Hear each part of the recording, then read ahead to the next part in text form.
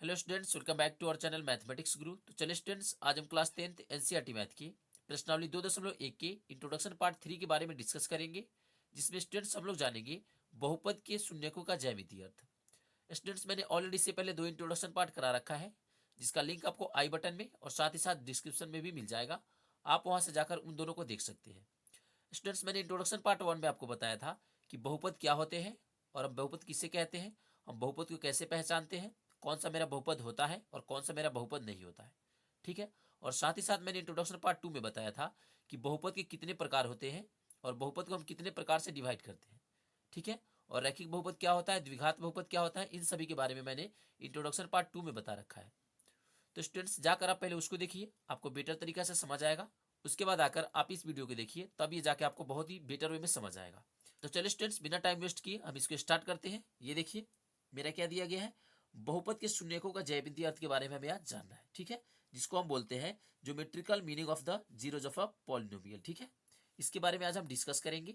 Students, इसके बारे में डिस्कस करने से पहले आइए पहले हम इसको जानते हैं कि बहुपद के शून्य क्या होते हैं। स्टूडेंट्स, मैंने बहुपद के बारे में आपको बता रखा है। ठीक है, अब हम जानेंगे बहुपद के शून्य के बारे में कि बहुपद का शून्य क्या होता है।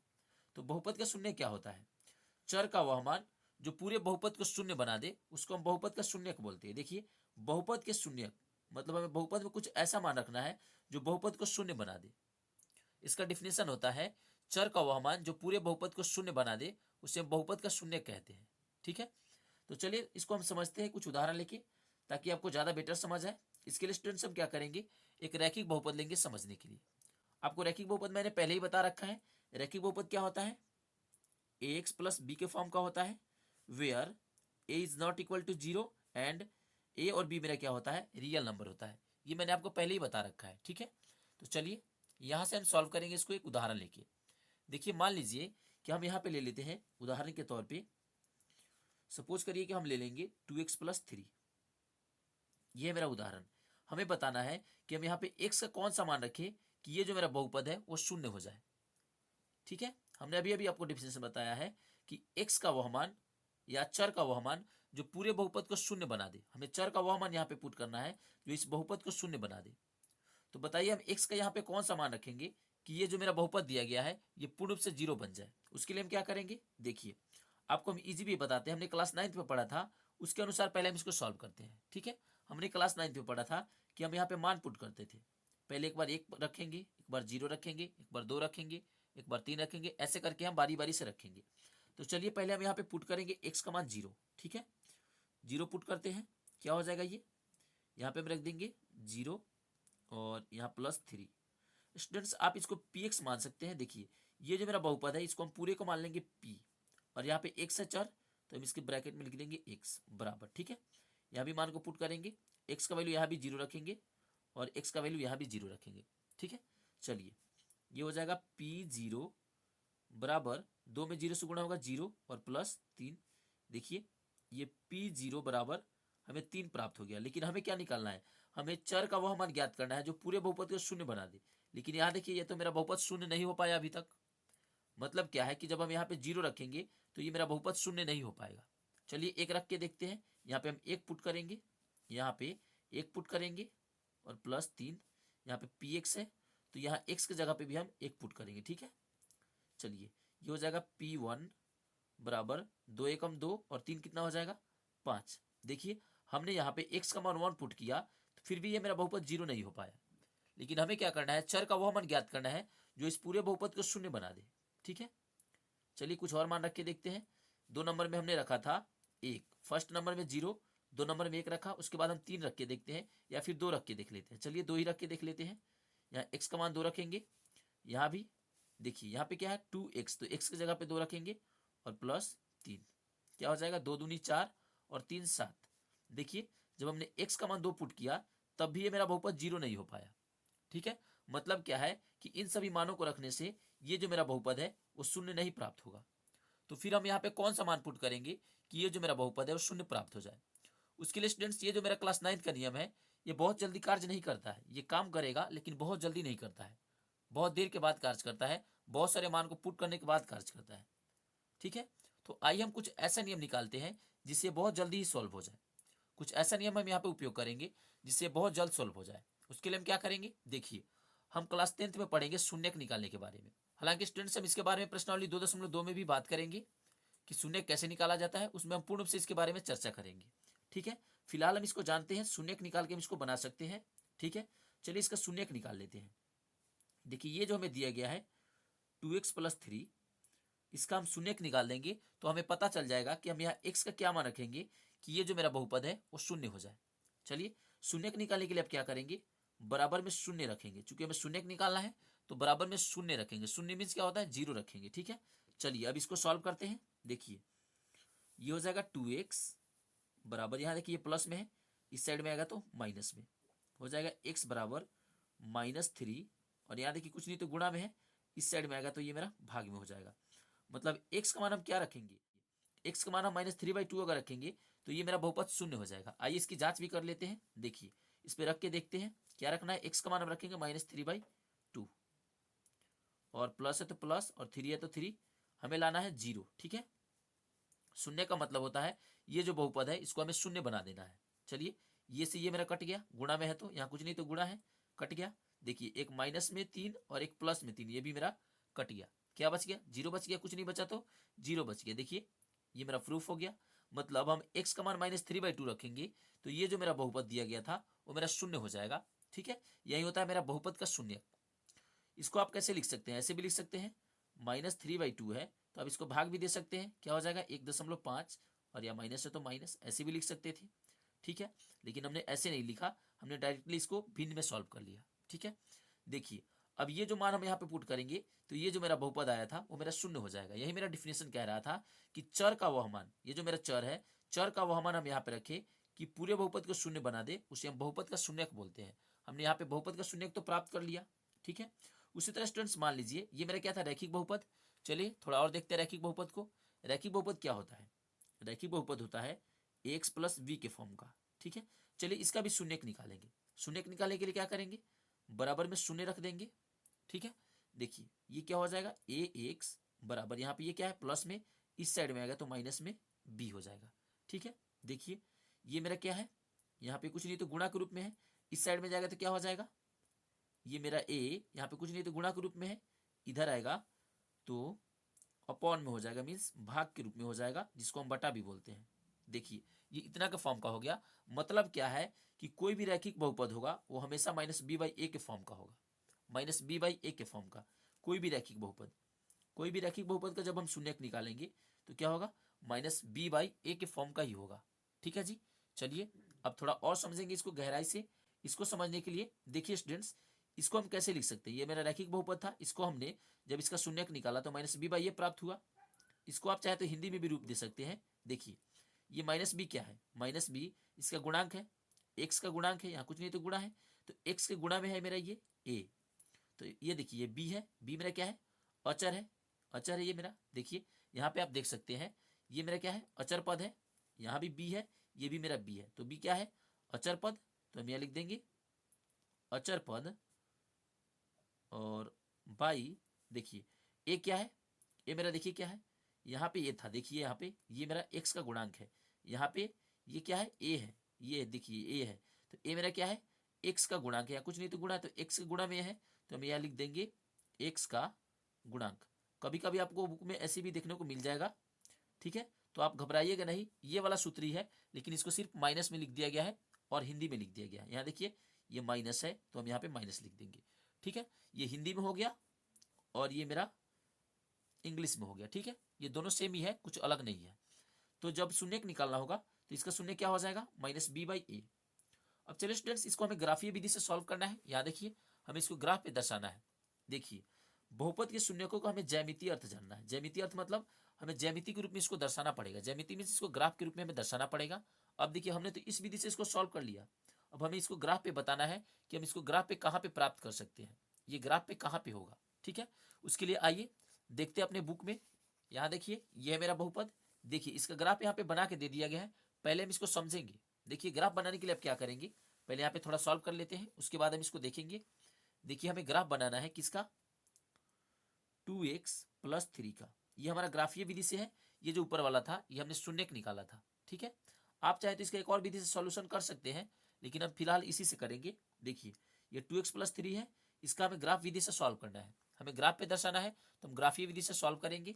ग्राफीय विधि से सॉल्व करने के लिए क्या करना पड़ता है, देखिए हमें एक बॉक्स तैयार करना पड़ता है, या आप चाहें तो इसको सजा भी सकते हैं, ठीक है, सजा लेंगे तो और भी बेटर होगा। ये देखिए, ये मेरा क्या है, इसको हमने px माना था, ठीक है, इस px को हम y भी बोलते हैं, आप यहाँ पे y भी लिख सकते हैं, px को हम y भी बोलते हैं, और यहाँ 2x+3 हो जाएगा। सेम टू सेम मैंने इसी को नोट कर लिया है, px को हम y भी बोलते हैं, इसी बात को हमने यहाँ पे नोट किया है। चलिए, हमें बनाना है ग्राफ, तो ग्राफ के लिए एक बॉक्स तैयार करेंगे। देखिए हमने एक बॉक्स तैयार कर लिया है। अब इस बॉक्स में आपको मान पुट करना है, कम से कम 1, 2 और 3 बॉक्स होना चाहिए, कम से कम, ज्यादा से ज्यादा आप जितना चाहे उतना बना सकते हैं, लेकिन कम से कम 3 बॉक्स होना चाहिए। यहाँ पे लिखेंगे x, देखिए यहाँ पे x है और यहाँ पे y है, x और y है, तो एक में x लिखेंगे और एक बॉक्स में हम y लिखेंगे। चलिए यहाँ पे मान रखेंगे, तो देखेंगे हमें क्या क्या प्राप्त होता है। देखिए मान लीजिए कि हम यहाँ पे 0 रख लेते हैं, x का मान हम 0 रख लेते हैं, x का मान क्या रखना है 0, तो 2 में 0 से गुणा होगा 0 और +3, 0+3 क्या हो जाएगा 3 हो जाएगा। उसी तरह मान लीजिए हम यहाँ पे 1 रख लेते हैं, x के जगह पे, x के जगह पे 1 रखेंगे, तो 2 में 1 से गुणा होगा तो क्या होगा, यहाँ कुछ नहीं तो गुणा है, तो 2 में 1 से गुणा होगा 2 और +3, ये हो जाएगा मेरा 5, ठीक है। अब देखिए इसको हम ग्राफ पे दर्शाएंगे। चलिए देखते हैं अब अपने बुक को, देखिए सेम इसी बात को यहाँ बुक में भी दिया गया है, इसी को यहाँ पे दर्शाया गया है। आप देख सकते हैं स्टूडेंट्स, ये है मेरा ग्राफ। ये ग्राफ कैसे बना, आइए पहले देखते हैं इसको। यहाँ देखिए हमने ये प्राप्त किया था, x की तरफ जाना है हमें 0 और y की तरफ 3 जाना है। चलिए देखते हैं। हालांकि स्टूडेंट्स हम इसके बारे में चैप्टर 3 में भी पढ़ेंगे, यहाँ पे हमें ग्राफ नहीं बनाना है इस प्रश्नावली में, सिर्फ हमें जानना है कि ग्राफ बनता कैसे है, ठीक है। ये मेरा ग्राफ स्ट्रेट लाइन है, यहाँ देख सकते हैं एक सरल रेखा है। सरल रेखा किसका बनता है, रैखिक बहुपद का, तो रैखिक बहुपद का हमेशा एक सरल रेखा ही बनता है। यहाँ पे आप देख सकते हैं ये मेरा रैखिक बहुपद का एक सरल रेखा बनता है। चलिए देखते हैं ये रेखा कैसे प्राप्त हुआ। यहाँ पे देखिए हमें प्राप्त हुआ x का मान 0 और y का मान 3। यहाँ पे देखिए ये जो मेरा रेखा है ये x अक्ष है, देखिए यहाँ भी x और यहाँ भी x, ये x अक्ष है और ये y अक्ष है। हमने यहाँ पे 1, 2, 3 करके यहाँ पे लिखा गया है, आप भी ऐसे लिख सकते हैं अपने कॉपी में, ठीक है। देखिए यहाँ पे लिखा गया है 1, 2, 3, 4, 5, 6, आप ऐसे करके बहुत सारे ले सकते हैं। इधर भी आप माइनस में ले सकते हैं, इधर माइनस में होता है, इस साइड में प्लस में होता है, ठीक है। ऊपर प्लस में होता है, नीचे माइनस में होता है। तो चलिए मान को पुट करते हैं यहाँ पे। देखिए मान क्या रखना है, 0 रखना है एक्स का मान, वाई का मान 3 रखना है। तो चलिए 0 रखेंगे एक्स का मान, एक्स का मान यहाँ पे ये मेरा एक्स है, एक्स का मान 0 रखेंगे। 0 कहाँ पे होता है, देखिए यहाँ पे ये मेरा 0 है, एक्स का मान 0 रखेंगे और वाई का मान 3 इसके सामने जाएंगे, 1, 2, 3, ये मेरा वाई अक्ष है प्लस वाला, तो 1, 2, 3 हम यहाँ पे आ गए। देखिए एक बिंदु हमें यहाँ पे प्राप्त हो गया 0,3, देख सकते हैं यहाँ पे 0,3 प्राप्त है। फिर उसी तरह देखिए एक्स की तरफ चलना है 1, वाई की तरफ 5, एक्स की तरफ 1 चलेंगे। देखिए एक्स मेरा कहाँ है, ये मेरा एक्स प्लस वाला, इधर चलेंगे 1 और वाई की तरफ 5, इसके सामने 5 चलना है, ऊपर प्लस वाला ऊपर होता है। एक्स की ओर आ गए 1 और वाई की ओर 5, 1, 2, 3, 4, 5, यहाँ देखिए यहाँ पे आकर ये मिल गया, ठीक है। और ये जो हमें प्राप्त हुआ है बिंदु, ये और ये, इन दोनों बिंदुओं को हम मिला लेंगे, ठीक है। अब इसको जब मिलाएंगे तो ये एक्स अक्ष को काटेगा, जहां भी एक्स अक्ष को काटेगा, यहाँ पे देखिए एक्स अक्ष को ये यहाँ पे काट रहा है, तो वहीं पे हमें शून्य प्राप्त हो जाएगा। जहां पे एक्स अक्ष को काटता है वहीं पे मेरा आंसर प्राप्त हो जाता है। देखिए यहाँ पे काट रहा है तो यहाँ पे मेरा आंसर प्राप्त होगा। क्या आंसर प्राप्त होगा, चलिए देखते हैं। देखिए ये 1 है और ये 2 है, 1 और 2 के बीच में क्या आता है, आप जान सकते हैं कि 1 और 2 के बीच में क्या आ सकता है। देखिए मान लीजिए कि आपके पास 1 रुपया है और 2 रुपया है, उन दोनों के बीच में क्या आएगा, 1.5 रुपया आएगा। 1 रुपया और 2 रुपया के बीच में क्या आता है, 1 रुपया 50 पैसा, तो यहाँ पे आएगा 1 रुपया 50 पैसा, मतलब 1.5 आएगा इन दोनों के बीच में। चलिए देखते हैं। यहाँ पे देखिए मैंने ऊपर भी आपको बताया था, यहाँ पे देख सकते हैं जब मैंने शून्य निकाला था ये, तो हमने आपको बताया था कि मेरा -1.5 भी हो सकता है, हमने इसको कटाया था तो 1.5 हो गया था, ठीक है। आप चाहे तो ऐसे भी लिख सकते हैं 3/2। देखिए तो यहाँ पे ये मेरे कहाँ पे है, देखिए ये है 1 और 2, इसके बीच में क्या आएगा 1.5, ठीक है, 1.5 आएगा, तो ये मेरा 1.5 हो गया। इसको हमने कटाएंगे तो क्या होगा, 1.5 प्राप्त होगा। जब हमने इसको कटाया था तो हमें 1.5 प्राप्त हुआ था, 3/2 को आप कटाएंगे तो 1.5 प्राप्त होगा। तो यहाँ x का मान कितना प्राप्त हो गया, 3/2, मतलब 1.5 यहाँ पे प्राप्त हो गया। और y तो कहीं भी नहीं कट रहा, सिर्फ ये x पे कट रहा है, तो y का मान हमें प्राप्त नहीं हुआ, तो हम y का मान यहाँ पे 0 लिख लेते हैं। पहले x का मान निकला रहता है, तो x का मान क्या हो जाएगा, आप 3/2 लिखिए या फिर -1.5 लिखिए, और y का मान क्या हो जाएगा, 0 हो जाएगा। ये मेरा हो गया रैखिक बहुपद, ठीक है। रैखिक समीकरण के बारे में हम आगे पढ़ेंगे चैप्टर नंबर 3 में, ठीक है।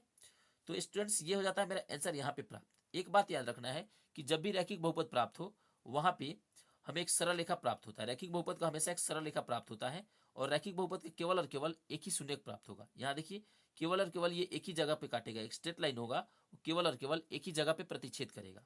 ठीक है, इस बात को आपको याद रखना है। और एक बात आप और याद रख सकते हैं कि यहाँ देखिए ये मेरा क्या है 2x+3 है, इसका घात क्या है, कुछ नहीं तो 1 है। तो एक घात वाला जो होगा ना उससे केवल एक ही शून्यक प्राप्त होगा। तो रैखिक बहुपद की कितना घात होता है, एक घात, इसलिए इसका शून्यक भी एक आएगा। ठीक है, चलिए अब देखते हैं द्विघात बहुपद को। ये तो मेरा रैखिक बहुपद था, अब एक द्विघात बहुपद लेंगे और उसको समझेंगे। ठीक है, सेम टू सेम इसी तरह। अब हम इसका प्रयोग नहीं करेंगे, इसका प्रयोग हम आने वाले प्रश्नावली में करेंगे। ठीक है, चलिए यहाँ पे हम थोड़ा थोड़ा अपने जो क्लास 9 में पढ़ा था उसी का इस्तेमाल करेंगे। चलिए, और उसके बाद हम ग्राफ का इस्तेमाल करेंगे, दो ही चीज का इस्तेमाल करेंगे। मान लीजिए कि हम कोई द्विघात बहुपद ले लेते हैं, कोई भी आप द्विघात बहुपद ले सकते हैं। चलिए हम इसको लेते हैं x² -3x और -4। ठीक है, आप चाहे तो इसका शून्यक भी निकाल के इसको सॉल्व कर सकते हैं, लेकिन शून्य के बारे में हम प्रश्नावली 2.2 में जानेंगे। ठीक है, यहाँ पे हम शून्य के बारे में भी डिस्कस नहीं करेंगे, सिर्फ ऐसे ही सॉल्व करेंगे ग्राफिकल मेथड से और जो अपने क्लास 9 में पढ़ा था उसके मेथड से। देखिए उसके लिए क्या करेंगे, एक रफ लेंगे और यहाँ पे मान रख के देखेंगे। यहाँ देखिए पहले एक बॉक्स तैयार करेंगे। जब भी द्विघात बहुपद का आप बनाएंगे ग्राफ तो आपको एक परवलय प्राप्त होगा। द्विघात बहुपद का हमेशा ग्राफ एक परवलय ही प्राप्त होता है। चलिए पहले इसको देख लेते हैं, उसके बाद परवलय के बारे में समझेंगे। ये देखिए परवलय आपकी किताब में दिया गया है, आप वहां से भी समझ सकते हैं। आप चाहे तो यहाँ कितना भी ले सकते हैं। ठीक है, अनंत तक आप ले सकते हैं, कम से कम आप 5 और 6 ले सकते हैं, उससे ज्यादा भी आप ले सकते हैं, कोई दिक्कत नहीं है। चलिए यहाँ पे मान रख के देखते हैं। देखिए यहाँ पे इसको हमने क्या माना था, px माना था, यही था मेरा px। तो px को हम y भी बोलते हैं, तो y बराबर ये मेरा हो गया समीकरण। ठीक है, तो एक जगह पे हम लिखेंगे यहाँ पे y और यहाँ पे x है तो हम x रखेंगे। अब चलिए हम यहाँ पे मान पुट करते हैं। मान लीजिए कि x की जगह पे हम रख लेते हैं 0, x की जगह पे हम 0 रख लेते हैं। तो देखिए 0 का स्क्वायर क्या हो जाएगा 0, और 3 में 0 से गुना होगा 0, ये दोनों 0 हो गया, क्या बच गया -4 बच गया। ठीक है, उसी तरह मान लीजिए हम यहाँ पे 1 रख लेते हैं, तो 1 का स्क्वायर क्या हो जाएगा 1, और माइनस 3 में 1 से गुणा करेंगे 3, 1 - 3 -4। देखिए यहाँ पे देखिए ये हो जाएगा 1 - 3 -4, तो 1 - 4 3 क्या हो जाएगा 7, घटेगा तो -6, क्या प्राप्त हो गया -6। हम यहाँ पे रखेंगे कितना, x का मान 1 रखेंगे तो हमें -6 प्राप्त होगा। ठीक है जी, चलिए उसी तरह फिर देखते हैं। मान लीजिए कि हम x का मान यहाँ पे 2 रख लेते हैं, तो 2 का स्क्वायर क्या हो जाता है 4, और यहाँ 2 रखेंगे तो 3 दूनी 6 और माइनस यहाँ 4। देखिए ये 4 माइनस कितना, माइनस में 6 और माइनस में 4 माइनस में 10, ये घटेगा तो माइनस में 6 हो जाएगा। ठीक है, चलिए इसको पुट करते हैं यहाँ पे। देखिए जब हमने x का मान 2 रखा तो हमें माइनस में 6 प्राप्त हो गया। ठीक है, अब चलिए रखते हैं यहाँ पे 3, x का मान हम यहाँ रखेंगे 3, तो 3 रखेंगे यहाँ पे, 3 का स्क्वायर क्या हो जाएगा 9, माइनस यहाँ 3 रखेंगे 3 तिया 9 और यहाँ -4। देखिए 9 में से 9 घटेगा क्या हो जाएगा 0, और ये -4 क्या हो जाएगा -4। आप चाहे तो डायरेक्टली इसको कटा भी सकते हैं, प्लस माइनस कट गया, बच गया -4। ठीक है, तो हम रखेंगे x का मान 3, तो हमें प्राप्त होगा -4। ठीक है, चलिए फिर देखते हैं। हम यहाँ पे अब रखेंगे, हमने यहाँ पे 3 रखा था, अब 4 रखेंगे। देखिए इसका मान 4 रखेंगे तो 4 चौके 16 माइनस 4 तिया 12 और -4। देखिए ये हो जाएगा 16 माइनस 12 और 4 16, 16 में से 16 घटेगा 0। हमने यहाँ पे x का मान 4 रखा, यहाँ x का मान हमने 4 रखा, तो हमें क्या प्राप्त हो गया 0 प्राप्त हो गया। ठीक है, उसी तरह आइए और कुछ मान को रखते हैं। अब चलिए 5 रखेंगे, 5 रखेंगे तो ये मेरा बहुत ही ज्यादा हो जाएगा। चलिए 5 भी रख के देख लेते हैं। 5 को हम 2 बार गुणा करेंगे, स्क्वायर करेंगे तो 25 और माइनस 5 तिया 15 और -4, ये हो जाएगा 25 और -19, कितना हो जाएगा। देखिए 25 में से घटाएंगे 19, क्या हो जाएगा इधर जाएगा 15 और ये हो जाएगा 6। ठीक है, देखिए ये मेरा हो गया 6। जब हमने 5 रखा तो हमें क्या प्राप्त हुआ 6 प्राप्त हुआ। ऐसे आप बहुत सारे मान को रख सकते हैं। ठीक है, अब चलिए अब यहाँ पे रखेंगे 6, यहाँ पे 6 रखते हैं तो 6 का स्क्वायर करेंगे कितना हो जाएगा 36 और माइनस 6 3 18 और -4, ये हो जाएगा 36 माइनस 22, घटाते हैं 14 हो गया। स्टूडेंट्स आपको 10 से ज्यादा नहीं लेना है। ठीक है, यहाँ 14 आ गया, 10 से ज्यादा है तो हम इसको नहीं लेंगे। ठीक है, अब चलिए एक और मान हमें लेना है तो हम माइनस में ले लेते हैं कुछ। मान के चलिए माइनस में 1 ले लेते हैं, तो माइनस में 1 का स्क्वायर, यहाँ पे माइनस में 1 रख देंगे इसका स्क्वायर, और -3, एक्स का मान हमें माइनस में 1 रखना है, और -4। चलिए इसको सॉल्व करते हैं। देखिए -1 को 2 बार गुणा करेंगे तो +1 हो जाएगा, और माइनस माइनस +3 और -4, 3 1 4 और -4, 4 में से 4 घटेगा 0। ठीक है, तो यहाँ पे हो जाएगा 0। क्या मान पुट करेंगे यहाँ पे -1। आप चाहे तो और भी ले सकते हैं, कोई दिक्कत नहीं है, आपका जितना मर्जी ले सकते हैं, लेकिन फिलहाल इतना से ही सॉल्व हो जाएगा, तो हम इतना से ही सॉल्व करते हैं। तो आइए स्टूडेंट्स, हम अपने बुक को रिटर्न चलते हैं, देखते हैं बुक में क्या दिया गया है। ये देखिए, ये मेरा बुक, ये इसमें बना के दे दिया गया है, मैं सिर्फ इसको समझा रहा हूँ आपको। देखिए हमें जो मान प्राप्त हुआ है उसी को यहाँ पे पुट करके ये परवलय बना दिया है, इसको हम परवलय बोलते हैं। ठीक है, देखिए ये मेरा परवलय है, ये मेरा परवलय है। परवलय या तो ऊपर की तरफ खुला हो सकता है या फिर नीचे की तरफ खुला हो सकता है। ठीक है, देख सकते हैं, इसको परवलय बोलते हैं, जिसको हम पैराबोला भी बोलते हैं। ठीक है, चलिए देखते हैं, इसके मान को पुट करेंगे यहाँ पे। देखिए ये मेरा एक्स अक्ष, क्या है, ये मेरा एक्स अक्ष है, और ये जो मेरा लाइन है ये मेरा वाई अक्ष है। ये प्लस वाला एक्स अक्ष है, ये माइनस वाला है। ठीक है, ऊपर प्लस में वाई, नीचे माइनस में वाई। चलिए मान को पुट करते हैं। यहाँ देखिए एक्स की तरफ 0 चलना है, वाई की ओर -4, एक्स की तरफ 0 चलना है। ये मेरा एक्स है, तो एक्स की तरफ 0, 0 मेरा यहाँ पे होता है। ठीक है, ये तो 1 है, एक्स की तरफ 0 और वाई की तरफ -4। तो -4 कहाँ है, नीचे है माइनस वाला, 1 2 3 4, यहाँ पे देखिए, यहाँ पे एक बिंदु हमें प्राप्त हो गया। ठीक है, फिर चलिए देखते हैं दूसरे को। यहाँ देखिए एक्स की तरफ 1, वाई की ओर -6, एक्स की तरफ चलना है 1, ये मेरा एक्स है प्लस वाला 1, और वाई की तरफ माइनस में हमें चलना है 6। चलिए माइनस में 6 चलते हैं। देखिए इसके सामने -6 मेरा कहाँ है, यहाँ पे है। देखिए एक हमें यहाँ पे पॉइंट प्राप्त हो गया। फिर चलेंगे, देखिए एक्स की तरफ चलना है 2, वाई की ओर -6, एक्स की तरफ 2, ये मेरा एक्स है, इधर चलेंगे 1 और 1 2। ठीक है, और इसके नीचे आएंगे, माइनस में कह रहा है 6, तो माइनस में 6 नीचे आएंगे, वाई की ओर आएंगे। ठीक है, वाई का मान -6 है, तो वाई मेरा माइनस नीचे की तरफ होता है, तो इसके सामने आएंगे 1 2 3 4 5 और 6, यहाँ पे प्राप्त हो गया एक बिंदु। ठीक है, सेम उसी तरह एक्स की तरफ 3, वाई की ओर -4, एक्स की तरफ 3, वाई की ओर -4, माइनस नीचे आएगा 1 2 3 4, यहाँ पे प्राप्त हो गया।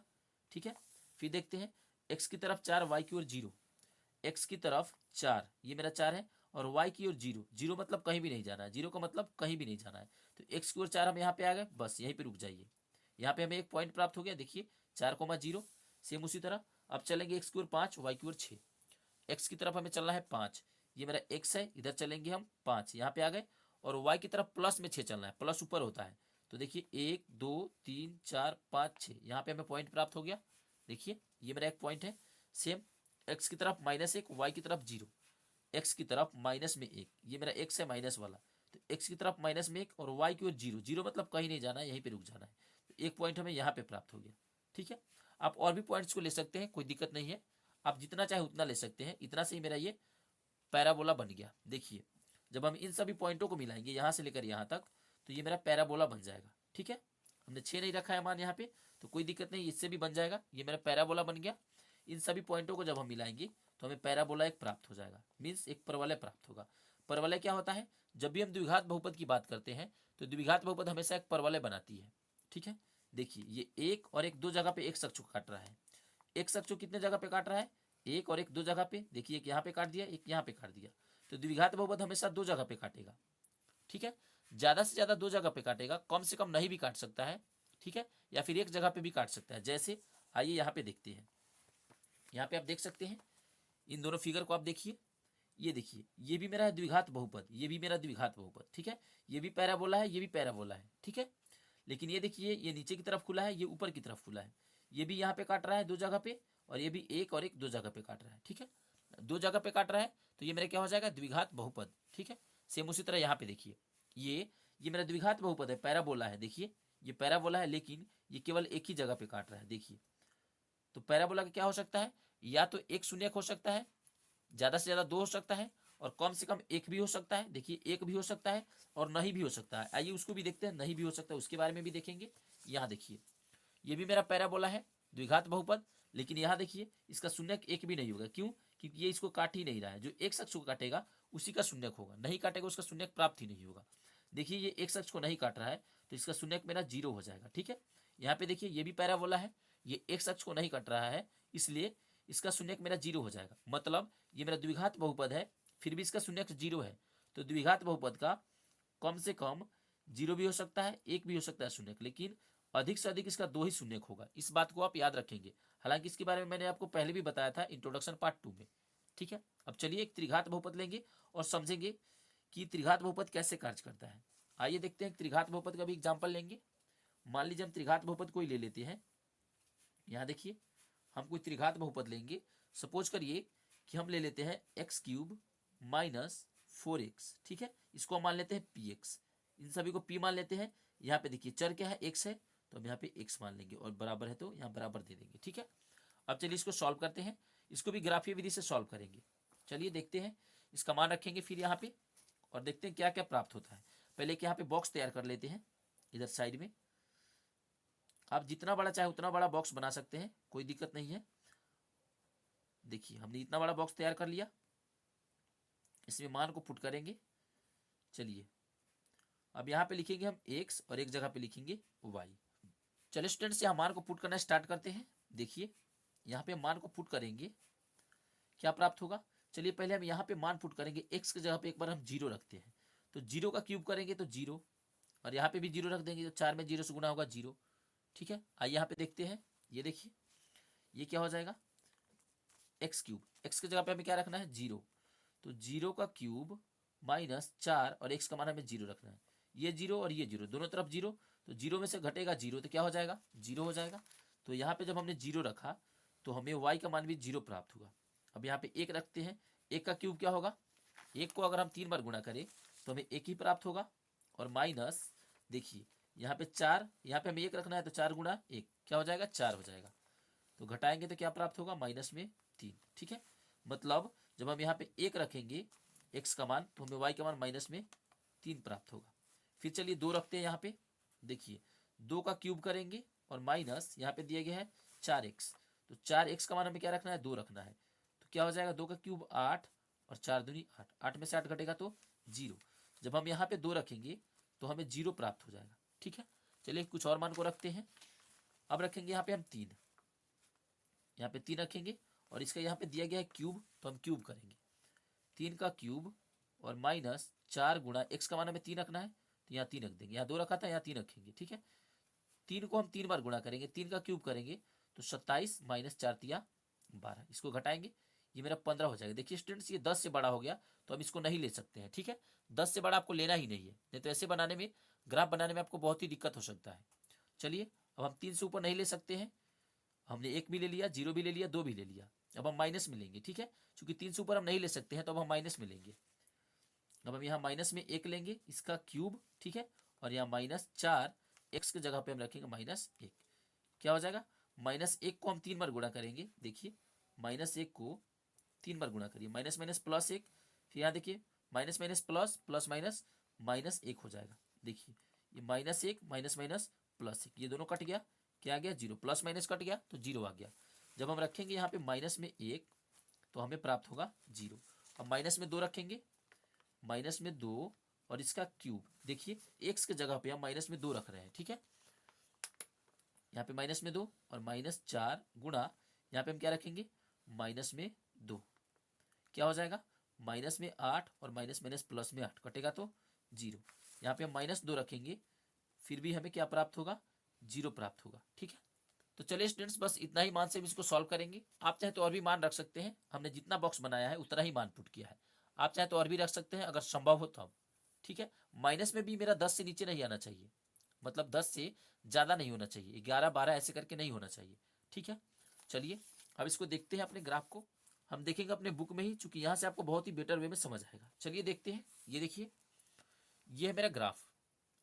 देखिए ये त्रिघात बहुपद है, एक बार यहाँ से गया 1 2 और 3, 3 लाइन है इसलिए ये मेरा त्रिघात बहुपद है।